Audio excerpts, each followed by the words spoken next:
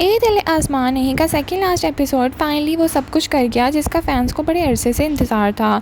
झूठ बेनकाब हुआ, साजिशें बेनकाब हो गईं और वो लोग जो दूसरों की ज़िंदगी तबाह करने में मसरूफ़ थे आखिरकार अपने अंजाम के करीब पहुंच गए।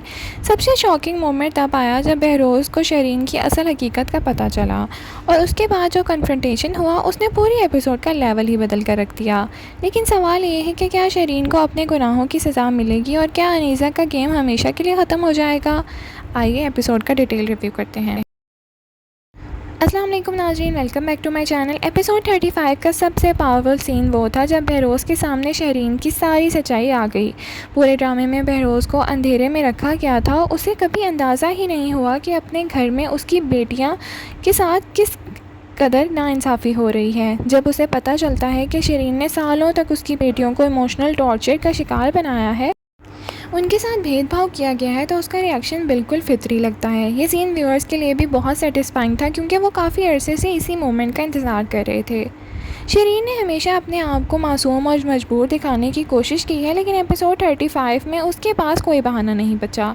जब बहरोज़ इससे सवाल करता है तो वो अपने एक्शंस का इमोशनल रिएक्शन का नाम देने की कोशिश करती है, लेकिन इस बार कोई उसकी बातों में नहीं आता। बहरोज़ का इमोशनल ब्रेकडाउन एपिसोड का हाईलाइट था। एक बाप के तौर पर उसे एहसास होता है कि उसकी बेटियां कितना कुछ बर्दाश्त करती रही हैं।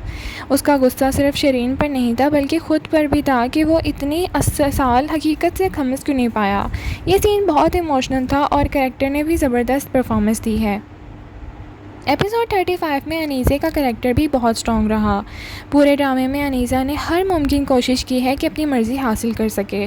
मैनिपुलेशन, झूठ और इमोशनल ब्लैकमेल उसने हर तरीका इस्तेमाल किया है, लेकिन इस बार असद ने बहुत होशियारी से उसका गेम उलट दिया और अनीसा को घर से निकाल बाहर किया। ये डेवलपमेंट व्यूअर्स के लिए भी बहुत सेटिस्फाइंग था। जब इंसान दूसरों के लिए गड्ढा खोदता है तो कई दफ़ा वो खुद ही उसमें गिर जाता है। एपिसोड 35 में भी कुछ ऐसा ही देखने को मिला। स्टेटस, पावर और पैसे के बगैर अनीसा और शरीन दोनों बहुत मजबूर नज़र आईं। जो लोग कल तक दूसरों को कंट्रोल करते थे आज खुद बेबस नज़र आए। दूसरी तरफ हसन और मिरहा की स्टोरी भी ड्रामे का इमोशनल सेंटर बनी थी। अनीसा की तमाम कोशिशों के बावजूद उनका रिश्ता अब भी कायम है, लेकिन फिनाले ने से पहले अनीसा की तरफ से एक और डेस्परेट डिमांड सामने आती है। वो हसन से मिरहा को डिवोर्स देने का मुतालबा करती है। ये डिमांड बताती है कि अनीसा अब भी हार मानने के लिए तैयार नहीं, लेकिन व्यूअर्स को लग रहा है कि अब उसके पास जीतने का कोई चांस नहीं बचा। एपिसोड 35 की सबसे बड़ी कामयाबी ये थी कि इसने फिनाले के लिए एक्साइटमेंट और सस्पेंस को अब भी बरकरार रखा है। अब तमाम राज सामने आ चुके हैं, विलन एक्सपोज हो चुका है और ऑडियंस सिर्फ ये देखना चाहती है कि फिनाले में किस किस का अंजाम देखने को मिलेगा। क्या हसन और मिरहा खुश रहेंगे? क्या बहरोज़ अपनी बेटियों का ज़ख्म का मदावा कर पाएगा? और क्या शरीन और अनीसा का बहुत बुरी तरह हिसाब होगा?